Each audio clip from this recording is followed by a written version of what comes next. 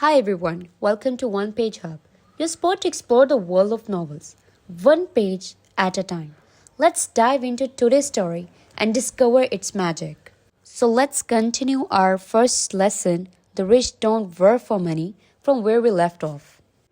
For the next several weeks, Mike and I ran around the neighborhood, knocking on doors and asking our neighbors if they would save their toothpaste tubes for us. With puzzled looks, most adults consented with a smile. Some asked us what we were doing, to which we replied, "We can't tell you, it's a business secret." Finally, my mom put her foot down. The sight of her neighbor's messy, crumpled, used toothpaste tubes had gotten to her. "What are you boys doing?" she asked. "And I don't want to hear again that it's a business secret. Do something with this mess, or I'm going to throw it out." Mike and I played it and backed, explaining that we would soon have enough and then we would begin production. We informed her that we were waiting on a couple of neighbors to finish their toothpaste so we could have their tubes. Mom granted us a 1 week extension. The date to begin production was moved up and the pressure was on. My first partnership was already being threatened with an eviction notice by my own mom. It became Mike's job to tell the neighbors to quickly use up their toothpaste, saying their dentist wanted them to brush more often anyway. I began to put together the production line. One day, my dad drove up with a friend to see two 9-year-old boys in the driveway with the production line operating at full speed. There was fine white powder everywhere. On a long table were small milk cartons from school, and our family's hibachi grill was glowing with red hot coals at maximum heat. Dad walked up cautiously, having to park the car at the base of the driveway since the production line blocked the carport. As he and his friend got closer, they saw a steel pot sitting on top of the coals in which the toothpaste tubes were being melted down. In those days, toothpaste did not come in plastic tubes. The tubes were made up of lead. So once the paint was burned off, the tubes were dropped in the small steel pot. They melted until they became liquid, and with my mom's pot holders, we poured the lead through a small hole in the top of the milk cartons. The milk cartons were filled with plaster of Paris. White powder was everywhere. In my haste, I had knocked the bag over, and the entire area looked like it had been hit by a snowstorm. The milk cartons were the outer containers for plaster of Paris molds. My dad and his friend watched as we carefully poured the molten lead through a small hole in the top of the plaster of Paris cube. "Careful," my dad said. I nodded without looking up. Finally, once the pouring was through, I put the steel pot down and smiled at my dad. "What are you boys doing?" he asked with a cautious smile. "We are doing what you told me to do. We are going to be rich," I said. "Yup," said Mike, grinning and nodding his head. "We are partners." "And what is in those plaster molds?" my dad asked. "Watch," I said. "This should be a good batch." With a small hammer, I tapped at the seal that divided the cube in half. Cautiously, I pulled up the top half of the plaster mold and a lead nickel fell out. "Oh no," my dad exclaimed. "You are casting a nickels out of lead." "That's right," Mike said. "You are doing as you told us to do." "We are doing as you told us to do. We are making money." My dad's friend turned and burst into laughter. My dad smiled and shook his head, along with a fire and a box of spent toothpaste tubes. In front of him were two little boys covered with white dust smiling from ear to ear. He asked us to put everything down and sit with him on the front step of our house. With a smile, he gently explained what the word counterfeiting meant. Our dreams were dashed. "You mean this is illegal?" asked Mike in a quivering voice. "Let them go," my dad's friend said.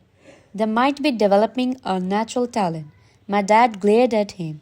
"Yes, it's illegal," my dad said gently.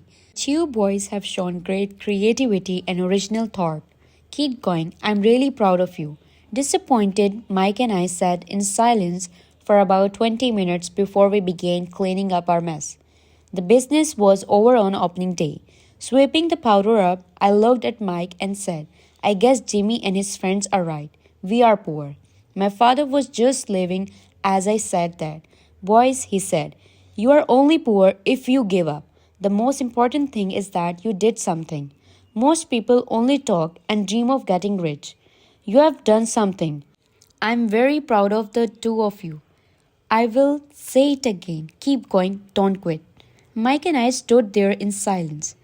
They were nice words, but we still did not know what to do. So, how come you are not rich, Dad? I asked. Because I chose to be a school teacher. School teachers really don't think about being rich. We just like to teach. I wish I could help you, but I really don't know how to make money. Mike and I turned and continued our cleanup. I know, said my dad. If you boys want to learn how to be rich, don't ask me. Talk to your dad, Mike. My dad, Mike, with a scrunched up face. Yeah, your dad, repeated my dad with a smile. Your dad and I have the same banker, and he raves about your father. He's told me several times that your father is brilliant when it comes to making money. My dad, Mike asked again in disbelief. Then how come we don't have a nice car and a nice house like the rich kids at school? A nice car and a nice house don't necessarily mean you are rich or you know how to make money, my dad replied. Jimmy's dad worked for the sugar plantation. He's not much different from me. He works for a company and I work for the government.